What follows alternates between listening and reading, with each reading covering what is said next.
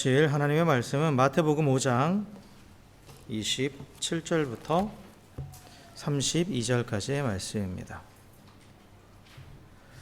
마태복음 5장 27절부터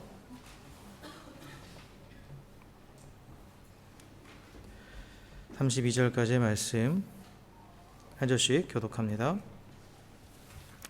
또 가늠하지 말라 하였다는 것을 너희가 들었으나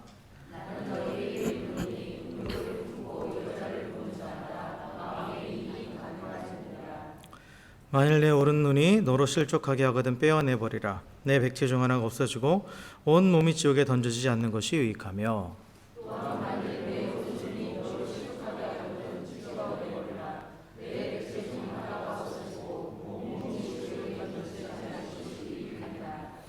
또 일러스되 누구든지 아내를 버리려거든 이혼 증서를 줄 것이라 하였으나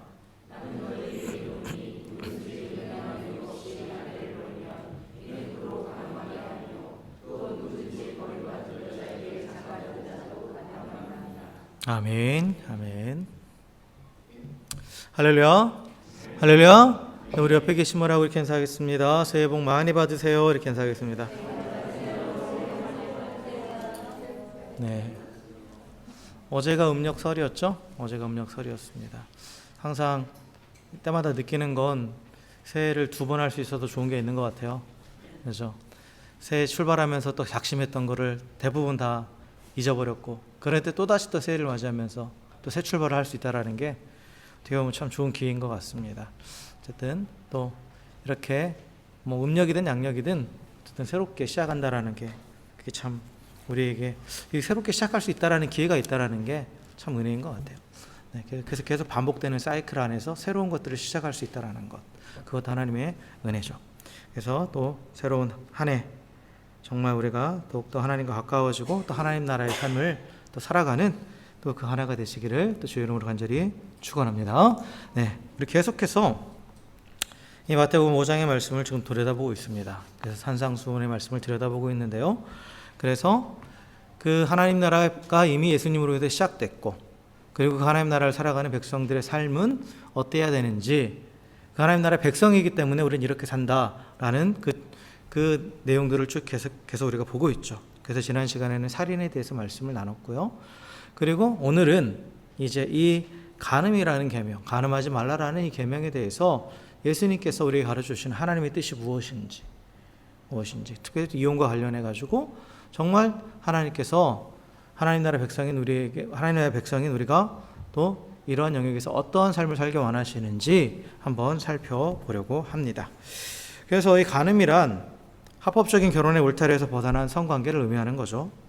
그래서 살인이라는 것도 명확하게 눈에 드러나는 거고, 간음도 사실 명확하게 눈에 드러나는 거예요. 그런데 일반적으로는 눈에 드러나는 것을 가지고 이제 살인이라고 그러고 또 간음이라고 그러잖아요. 근데 예수님께서는 이 살인에 대해서 살인하지 말라는 계명에 대해서 가르치셨던 것과 똑같이 역시 이 간음에 대한 예수님의 또 가르침도 단순히 눈에 보이는 것을 넘어선 것으로 확장이 되죠. 그래서 그 27절과 28절의 연결 부분이 너희가 들었으나 나는 너희에게 이르노니 라는 말이 또 앞에서 그 살인에 대해서 말씀하실 때가 똑같은 그 반복되는 그런 말씀이에요. 그래서 일반적으로 내가 이렇게 알고 있지만 그러나 나는 너희에게 그 계명에 담겨있는 진정한 의미를 가르쳐 주겠다라고 이렇게 선포하시면서 쭉 이제 말씀을 이어가시는 겁니다. 우리가 살인의 경우에서 살펴본 것과 같이 당시 종교인들은 단순히 계명을 금하는 구체적인 행위를 범하지 않았다는 이유로 스스로 계명을 지켰고 의롭다고 생각했죠.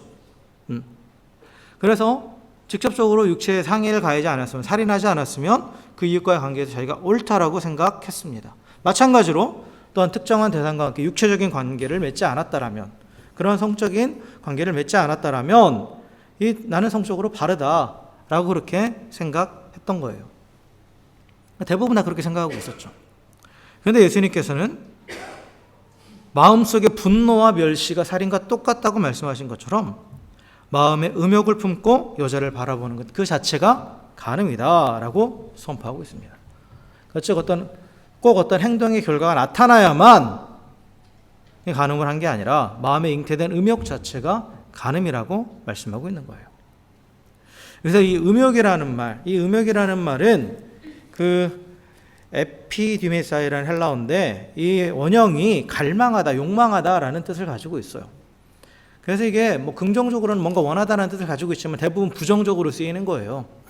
그러니까 원하는 건데, 욕망하는 건데 사실 되게 허락되지 않은 것을 욕망하는 거예요. 허락되지 않은 것을. 특별히 또 성경에서는 이 성적인 욕망과 관련돼서 음욕이라는 단어가 사용되고 있습니다. 그리고 오늘 본문에 보면 28절에 음욕을 품고 여자를 보는 자라고 해석이 되어 있잖아요. 근데 이걸 원어적으로 정확하게 해석을 하면 이렇게 됩니다. 음욕을 위하여 여자를 보는 자예요. 음욕을 위하여. 그러니까 다시 말해서 여자를 보는데 그 여자를 뭐로 바라보는 거냐면 내 성적인 욕망을 채울 대상으로 바라보는 것. 그것을 의미하는 겁니다. 그러니까 이 성적인 욕망을 채울 뜻을 품고 여자를 보는 자는 아직 행동은 하지 않았어요. 그러나 조건만 맞으면 언제든지 행동할 수 있는 거죠. 그렇잖아요. 그러니까 이미 간음할 준비가 다 되어 있는 거고, 그래서 실제로 예수님께서 말씀하시는 이 마음으로 너는 간음한 거다. 단지 행동으로 나타나지 않았을 뿐이지 그 조건이 허락된다면 반드시 그 마음에 품었던 음욕은 행동으로 나타나게 되는 거예요. 그러니까 예수님께서 이 마음으로 음욕을 품은 것 자체가 음욕을 채우기 위해서, 자신의 잘못된 성적인 욕망을 채우기 위해서 그 대상으로 여인을 바라보는 것 그 자체가 바로 간음을 범한 것이다 라고 그렇게 선포하고 계시는 겁니다. 이 간음이라는 것이 가지고 있는 의미는 뭐냐면 이 성욕, 인간이 가지고 있는 원초적인 본능이잖아요. 성욕이라는 것은 인간의 욕망이에요. 욕망이죠. 근데 이거 자체는 잘못된 게 아닌데, 그런데 하나님이 허락하신 방법이 있어요. 이걸 채울 수 있는.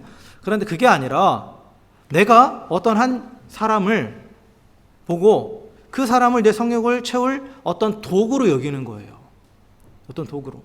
그래서 사람을 바라볼 때 그 사람을 하나님의 존귀한 모양과 형상대로 지은 하나님의 존귀한 자로 바라보면서 존중하고 배려하는 것이 아니라 나의 욕망을 풀어낼 그러한 대상으로 보는 거죠. 즉 나의 욕망을, 나의 정욕을 채울 수단으로 전락시켜 버리는 거예요. 그러니까 이미 마음 상태가 잘못되어 있다는 거죠. 음행을 목적으로 여인을 바라본다는 게 바로 그런 모습입니다. 여러분, 모든 성욕이 잘못된 게 아니에요. 성욕은 분명히 자연스러운 하나님께서 주신 욕망입니다. 욕구예요. 그래서 자연 발생적인 성욕. 지난번에 말씀드렸지만 분노가 다 잘못된 건 아니라고 그랬어요. 자연 발생적인 분노는 있어요. 분명히 누군가가 나에게 위해를 가했을 때 그에 따르는 감정적인 반응이 올라올 수 있죠. 그렇죠? 마찬가지예요. 자연적인 성욕도 있어요. 근데 그게 잘못됐다라는 건 아니에요. 그건 잘못된 게 아닙니다. 사실 이 성욕이라는 것은 우리가 이 삶을 살아가는 데 있어서 중요한 기능을 담당하고 있습니다.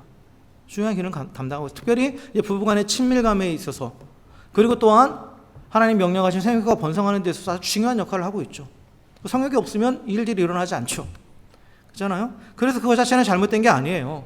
그리고 또 이성에게 성적인 매력을 느낀다? 그거는 여기서 말하는 가는 건 다른 거예요. 그건 자연스러운 현상입니다. 자연스러운 현상이에요. 그리고 또 어떤 유혹이 온다? 유혹받는 것 자체도 죄는 아니에요. 근데 문제는 뭐냐? 그 문제는 뭐냐면 이 성적인 이 욕구나 이 유혹을 내가 계속해서 품고 있으면서 그걸 해소시켜줄 대상으로 여자를 바라보고 그걸 해소시켜줄 대상으로 어떤 남자를 바라보고, 그게 간음이라는 거예요. 그게 간음이라는 겁니다. 그래서 음욕을 채우기 위해서 음욕을 품는 거.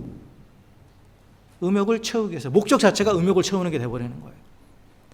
그것이 바로 간음이에요. 그래서 베드로후서 2장 14절에 보면 그 음욕을 채우기 위해서 여자를 바라보는 또는 이성을 바라보는 것을 이렇게 표현하고 있어요.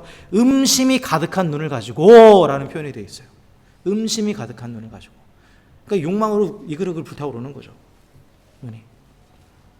그러면서 그것을 해소할 대상을 바라보는 그거 자체가 바로 간음입니다. 그래서 그러한 자, 음심이 가득한 눈으로 그 여자를 바라보는 자는 어떤 매력 있는 여자를 바라볼 때 그 여자를 사람으로 보는 게 아니라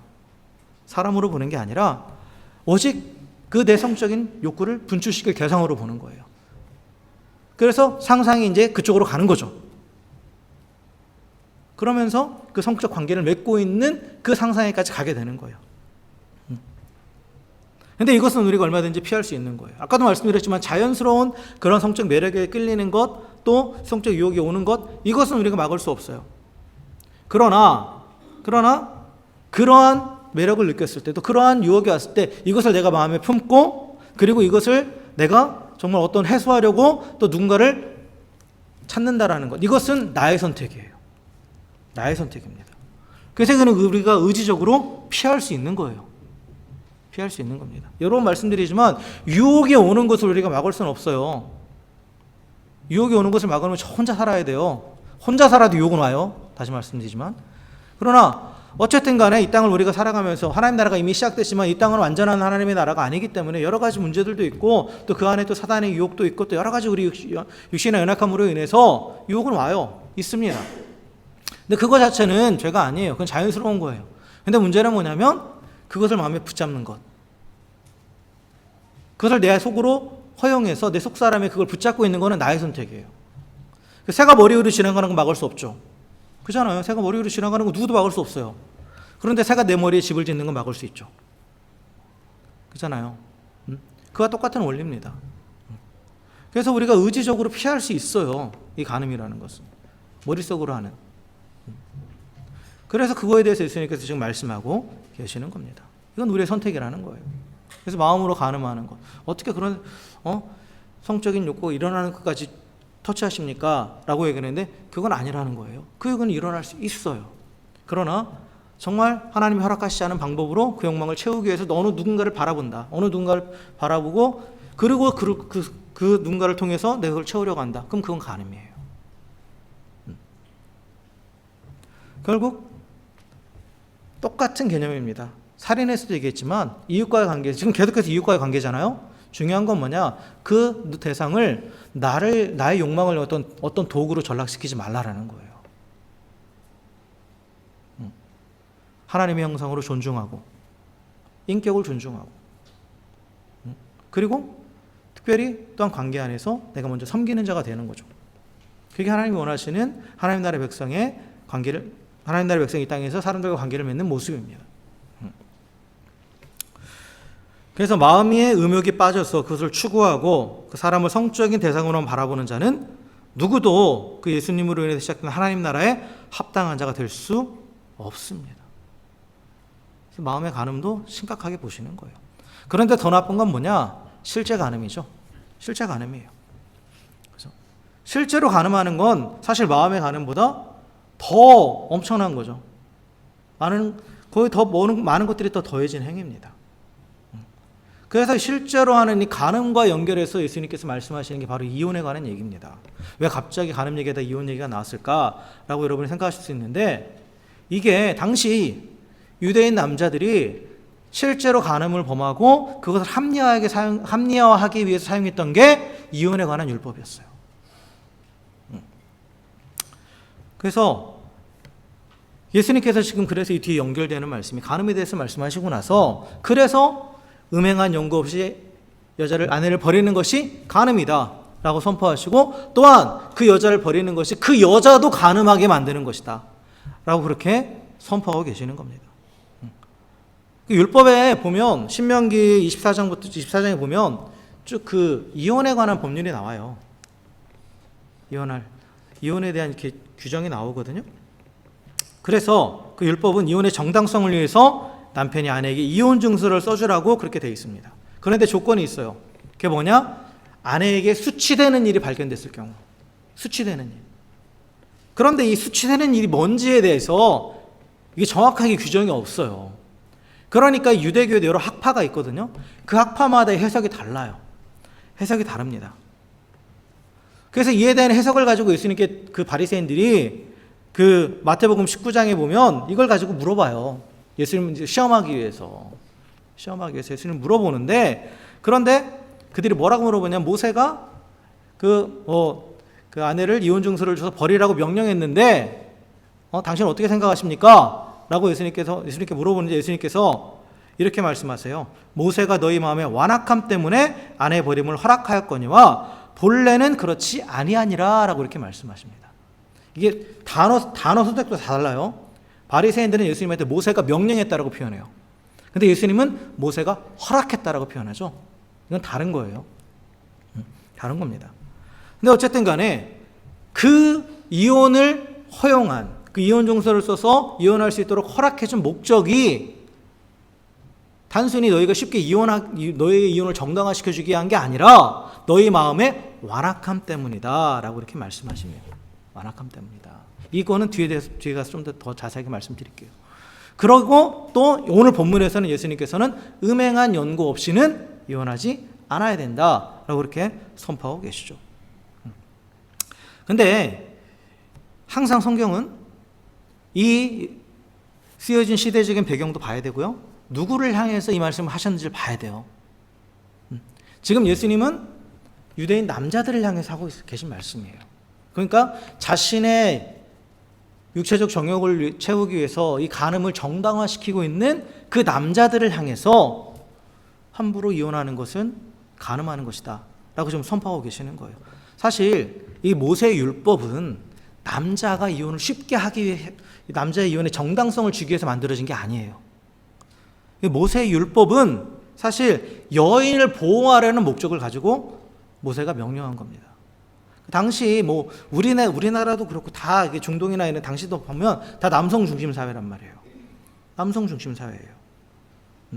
그런데 이 남성 중심 사회에서 여자가 결혼을 한 다음에 남편에게 버림받는다라는 것은 어떻게 보면 그가 사회적으로 매장당하는 거예요. 매장당하는 겁니다. 여자 혼자 어떻게 경제적으로 경제적인 뭔가를 할 수도 없어요. 그러한 아주 벼랑 끝에 내몰리는 상황이에요. 그러니까 신명기 24장을 자세히 보면 이혼하지 말아야 될 것들에 대해서 나와요. 이혼할 수 없는 상황에 대해서 오히려 이혼을 허락해 주는 것보다는 이혼을 방지하는 내용들이 더 많습니다. 더 많아요. 그런데 그래서 이 이혼법은 어쨌든 간에 뭐 어떤 문제로든 이혼을 당했을 때 이혼 증서를 써줌으로써 이 여인이 어떤 엄밀히 말하면 자신의 잘못이 아니라 그 남편으로 인해서 이혼당했다라는 것을 어떻게 좀 보증해 주는 거예요. 그 이혼 증서라는 게. 그래서 그 이혼 증서 가운데 되어 있는 내용은 이 여인은 어느 남자와도 결혼할 수 있다라는 그런 보증의 내용이 들어가 있어요. 사실 음행한 여인은 이혼당하는 게 아니죠. 율법에 의하면 음행한 여인은 이혼당하는 게 아니에요. 어떻게 되게 돼 있어요? 돌에 맞아 죽게 돼 있어요.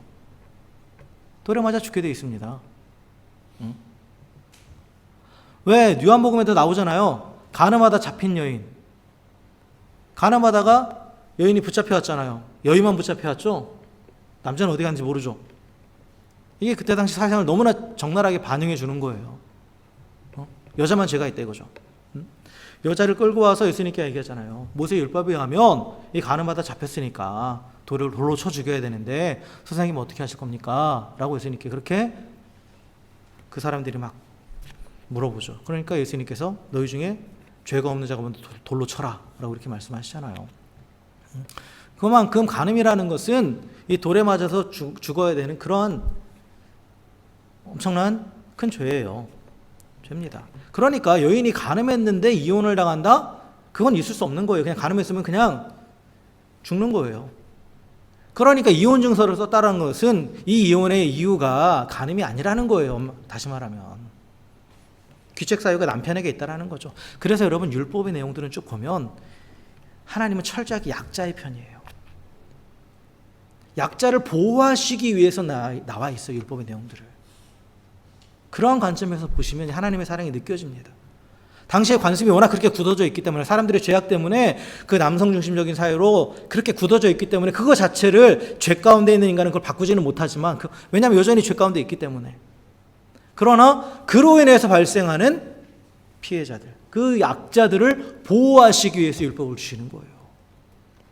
그러니까 이혼에 관한 율법도 어떻게 보면 버림받고 또 사회적으로 매장당할 수밖에 없는 그 여인들을 보호하기 위한 장치였다라는 거예요. 그런데 참 이 계명이라는 것이 그래요. 하나님의 뜻을 알지 못하고 계명만 지키다 보면 항상 사람들은 그것을 자기 편한 대로 왜곡시키는 거죠. 그러니까 남성들이 이 수치스러운 일에 대해서 여러 가지 것들을 갖다 붙이는 거예요. 여러 가지 것들을. 뭐 우리나라에 옛날에 그게 있었죠. 칠거지약이라고. 소방마저도 뭐 저 항의할 수 없는 여자의 뭐 그런 게 있었잖아요. 그런 여러 가지 것들이 있었잖아요. 근데 그것보다 여긴 더 심각한 게 뭐냐면 나중에는 어느 지경까지 가냐면 결혼을 하루만 하고 그 다음날도 버릴 수 있게 됐어요. 그리고 이 남자의 기분에 따라서 이 여인이 남편을 기분 나쁘게 했다. 그것도 이혼 사유가 되는 거예요. 그것도.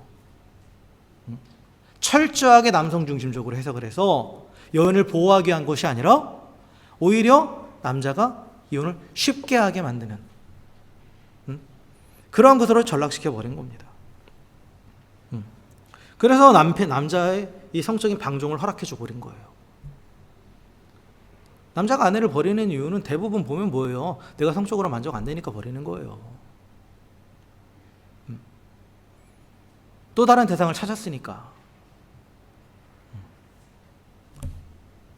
그러니까 예수님께서 그거 간음이야 라고 말씀하시는 거예요. 간음이야.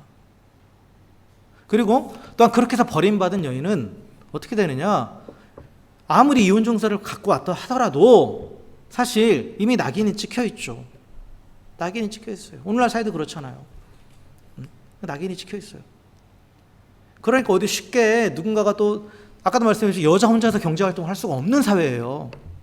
없는 사회입니다. 여러 룻기를 보면, 룻기에서 보면 과부 둘이 이렇게 집에 베들레헴에 아무것도 못 하잖아요. 그래서 이삭 죽기나 하러 다니고 이러잖아요. 그래서 어떠한 것도 할 수 없는 그런 상황이기 때문에 다시 남자를 만나야 돼요. 다시 남자를 만나야 돼요. 그래야만이 자신이 살 수 있어요. 그런데 그러한 여인을 맞아주는 남자가 그 여인을 얼마나 멸시하겠어요. 그리고 실제적으로 대부분의 그러한 이혼당한 여자들은 뭐로 전락하냐면 창녀로 전락을 했어요. 그러니까 이 성적인 놀이개가 되든 창녀가 되는 상황이니까 이게 뭐예요? 간음하게 하는 거예요. 그 여자를 간음하게 만드는 거잖아요. 그리고 그 여자를 만난 남자도 간음하게 만드는 거라는 거예요. 그러니까 이 뒷구절이 그렇게 설명이 되는 거예요.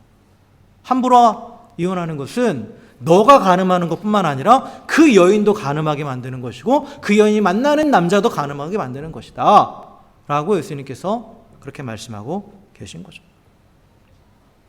그래서 그때 당시에 함부로 이혼하는 그 풍조에 대해서 예수님께서 그건 간음이다라고, 그래서 간음과 이혼이 같이 나온 거예요. 그렇게 선포하고 계십니다. 자, 그렇다면 여기서 우리가 한 가지 더 짚고 넘어가야 될 게, 자, 이혼에 대해서 한번 얘기를 해봅시다. 그러면 우리가 이제 이 말씀과 또 아까 그 잠깐 말씀을 나눴던 그 마태복음 19장의 말씀, 이런 것들을 가지고 자, 이혼은 무조건 하면 안 된다 라고 그렇게 적용을 많이 해요. 많이 합니다. 하나님께서 과연 모든 이혼을 허락하지 않으신 것일까? 이 부분은 참 민감한 문제이지만 그러나 짚고 넘어가야 될 부분은 하나님은 그렇게 말씀하신 적이 없어요.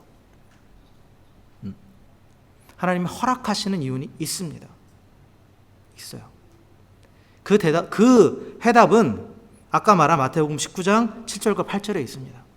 그 바리새인들이 예수님께 모세가 이혼 증서를 줘서 아내를 버리라고 명령했는데 그게 어떻게 된 거냐고 할 때 예수님께서 뭐라고 말씀하시냐면 아까 얘기했죠. 모세가 너희 마음에 완악함 때문에 아내 버림을 허락했다라는 거예요. 이거를 잘 해석하셔야 돼요. 남자의 마음에 완악함 때문에 아내 버리는 걸 허락했다라는 거예요. 마음이 완악하다라는 것은 성경에 보면 강팍하다라는 단어 나오죠. 그 애굽의 바로의 마음을 하나님께 강팍하게 하셨다, 그런 표현들이 나오잖아요. 이게 마음이 무감각해져 있다, 단단하게 굳어 있다, 그런 뜻이에요. 그래서 어떤 말도 들어가지 않아요. 특별히 하나님의 말씀도 들어가지 않는 사람이에요.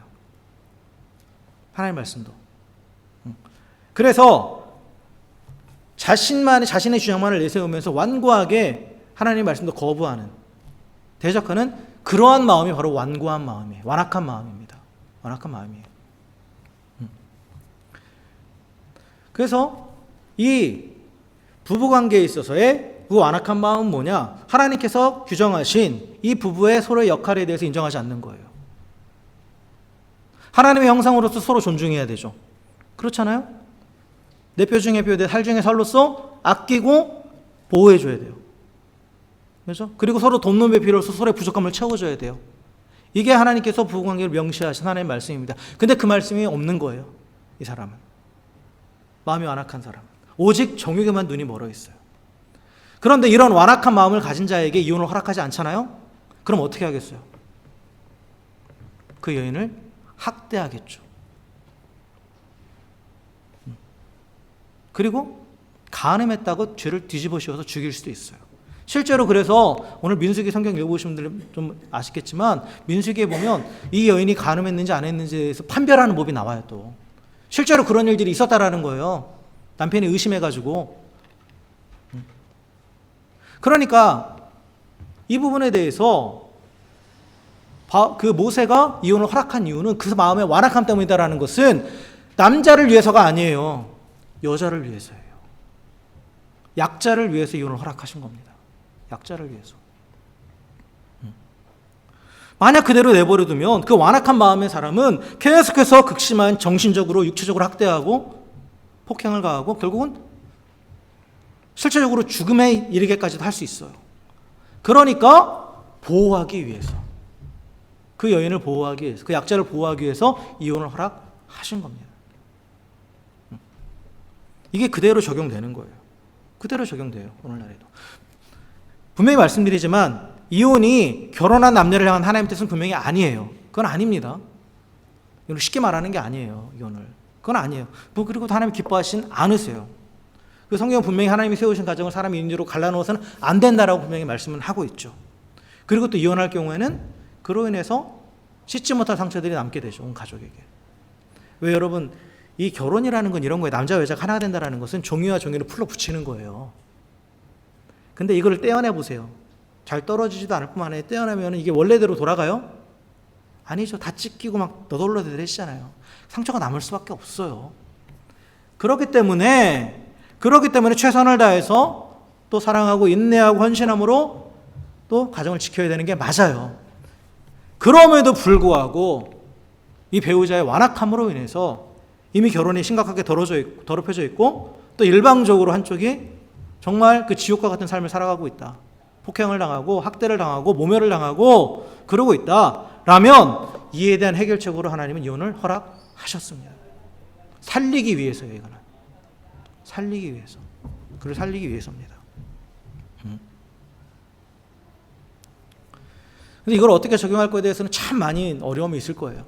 그런데 제가 이 말씀을 드리는 이유는 뭐냐면 이혼에 대해서 반드시 해서는 안 되는, 용납할 수 없는 특별한 악으로 분류해서는 안 된다는 거예요.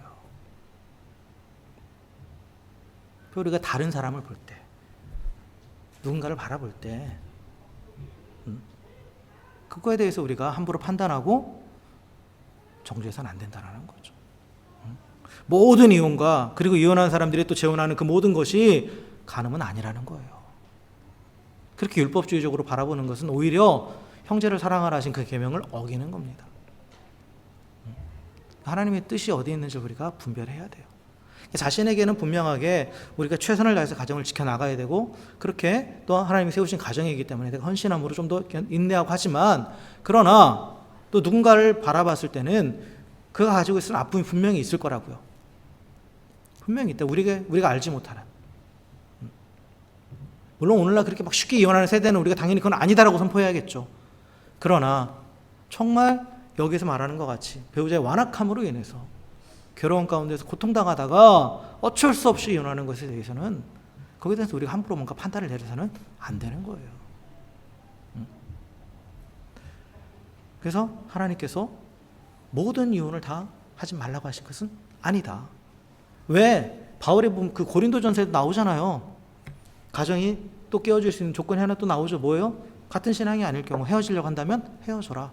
이런 말도 나오잖아요. 그러니까 너무 이 이혼에 관한 율법을 항상 드리는 말씀인데 말씀은 나한테는 스트릭하게 적용하셔야 돼요. 나한테는. 그러나 다른 사람에게 말씀을 가지고 함부로 판단하고 재단해서는 안 됩니다. 우리는 오히려 그 말씀 안에 담긴 하나님의 긍휼의 마음을 가지고 그 사람들을 바라봐야 돼요. 그래서 그런 의미가, 그런 또 하나님의 깊은 뜻이 있다라는 거, 우리는 그것을 반드시 기억해야 됩니다. 자, 그러면 이제 우리가 이제 마음으로 간음하지 않고 또 실질적으로 간음하지 않고 거룩한 하나님 나라의 백성으로 살아가려면 어떻게 해야 되는가에 대한 부분이 이제 그 예수님께서 뒤에 이제 29절 30절의 말씀이 나오잖아요. 이게 참 무시무시한 말씀이죠. 눈이 범죄하게 하거든 눈을 뽑아버려라. 오른손이 범죄하거든 손을 찍어버려라. 라고 말씀하시죠. 근데 실제로 이 말씀 그대로 있는 그대로 받아들여서 오리겐이라는 신학자는 스스로를 거세했어요. 아이고, 네. 그런 사람들도 있어요. 근데 예수님이 과연 그 의도로 말씀하시는데 그게 아닙니다. 그게 아니에요. 여러분, 눈을 뽑는다고 해서, 팔을 자른다고 해서 음욕이 생기지 않을까요? 음란한 마음이 생기지 않을까요? 여러분, 도박 영화 보면 제가 요즘에 다시 타짜를 요즘에 한번 봤는데 손을 잘라버린다고 하잖아요. 도박 못하게. 근데 다시 하잖아요. 다시 하잖아요. 뭐 오한마 가져와 해갖고 찍었는데 반대 손 갖고 하잖아요. 해머 큰 거. 해머. 여러분은 거룩하셔서 그런 영화 안 보시죠? 어쨌든 네. 지체를 잘라서 죄를 짓지 않고 한다면 아마 천국 가면 다 눈 없고 팔 없고 그럴 거래요. 근데 제가 누차 강조하는 거, 그리고 예수님께서 처음부터 이 산상수훈을 하시면서 선포하신 시작하신 말씀은 뭐냐면 우리 정체성에 대해서 분명히 해주시는 거예요. 마음의 변화에 대해서 얘기하시는 겁니다. 어떤 행위의 변화를 얘기하시는 게 아니라 내가 무엇을 하느냐, 어떻게 하느냐에 초점을 두시는 게 아니라 내가 누구인가에 초점을 두시는 거예요. 내가 누구인가, 내가 어떤 존재인가, 그 존재가 어떤 존재인지 정체성이 바로 서고 거기에 합당한 삶을 살아라는 게 예수님의 이 산상수훈에 담긴 메시지입니다. 행동을 어떻게 바꾸라가 아니에요. 마음이 바뀌면 행동은 바뀐다라는 거예요. 마음이 바뀌면. 그래서 모든 악한 것은 내 손과 눈에서 오는 게 아니에요. 마가복음 7장 21절부터 23절에 보면 이렇게 말씀하세요. 예수님께서 속에서 곧 사람의 마음에서 나오는 것은 악한 생각, 곧 음란과 도둑질과 살인과 간음과 탐욕과 악독과 속임과 음탕과 질투와 비방과 교만과 우매함이니 이 모든 악한 것이 다 속에서 나와서 사람을 더럽게 하느니라. 아무리 손을 자르고 눈을 뽑아내도 마음이 바뀌지 않으면 여전히 그 안에서 악한 게 나오는 거예요. 여전히. 그래서 오늘 예수님이 지금 우리에게 주시는 것은 살인하지 말라는 계명과 연결해서 말씀하신 것도 그렇고, 오늘 간음하지 말라는 계명과 연결해서 말씀하시는 것도 그렇고, 너희가 마음으로 간음하지 말아라, 그러기 위해서 눈을 감고 다녀라, 그러기 위해서 뭐 해라, 이게 아니라 예수님이 이미 선포하신 거예요. 너희는 하나님 나라 백성이다. 팔복을 얘기하시면서 나로 인해서 너희에게 하나님 나라가 임했다.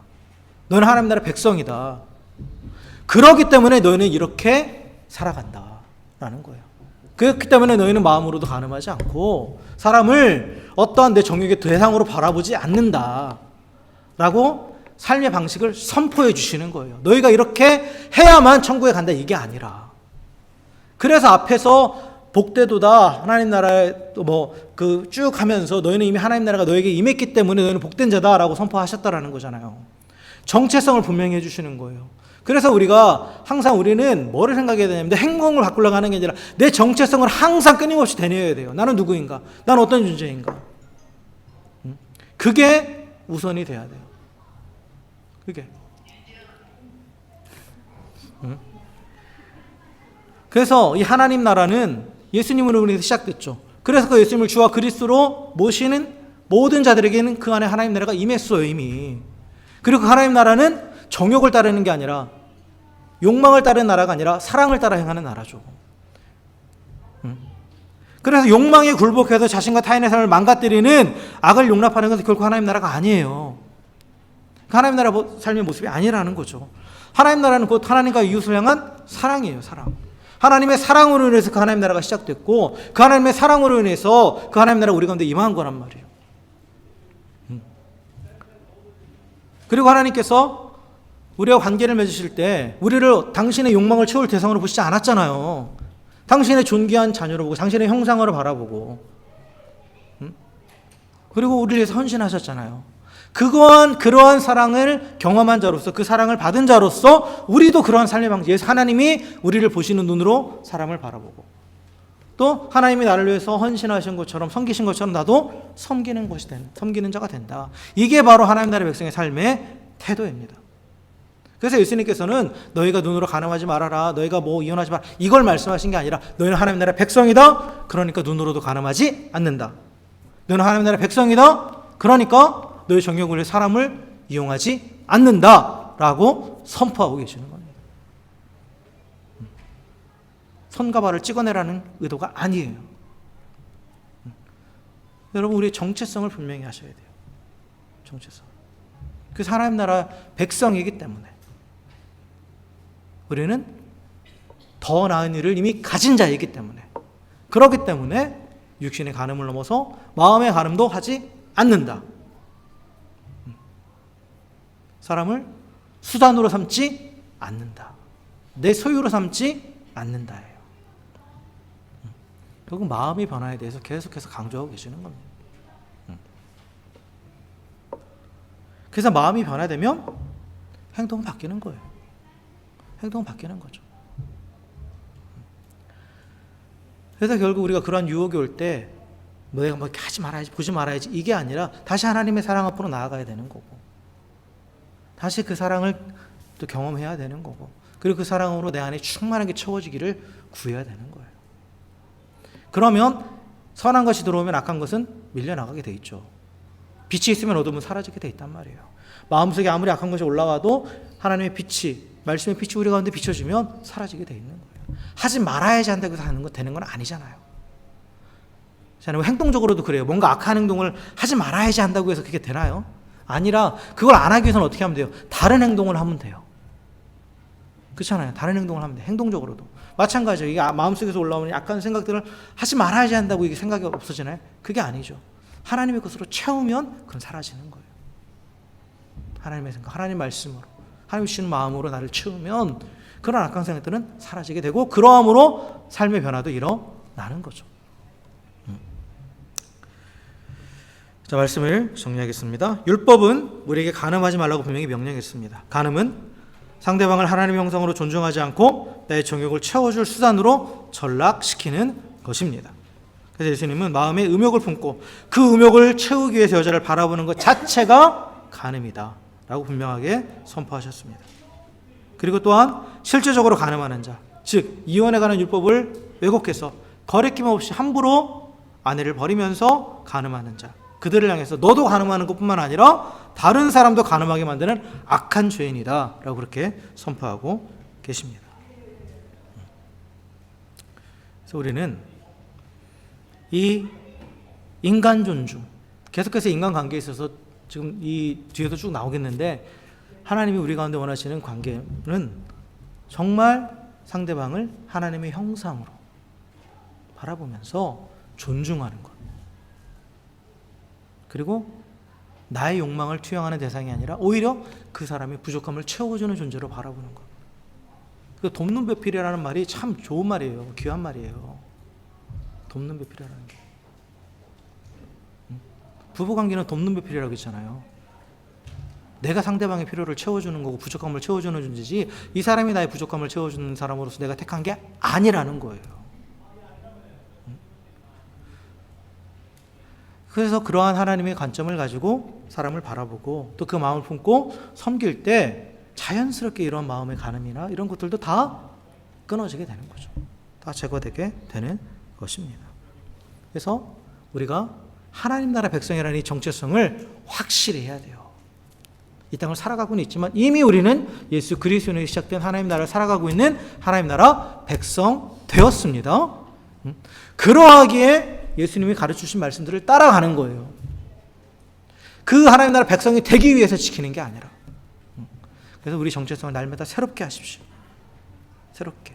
그리고 나를 이렇게 하나님 나라 백성으로 삼으신 그 하나님의 사랑을 다시 한번 기억하십시오. 그리고 그 사랑을 본받아서 나도 그 사랑으로 사람들을 바라보고 또한 섬기십시오. 그럴 때 우리의 삶을 통해서 그것이 우리의 착한 행실이 되어서 또 하늘에 계신 아버지 하나님의 영광이 드러나게 될 줄 믿습니다. 그렇게 진정 예수님께서 말씀하신 더 나은 의를 가진 존재로서 하나님 나라의 백성답게 그 하나님 나라의 법칙을 따라서 사랑을 따라서 모든 사람들을 바라보고 섬기면서 또 하나님의 영광을 나타내며 살아갈 수 있는 우리 모두가 되기를 주의 이름으로 간절히 축원합니다. 함께 기도하겠습니다.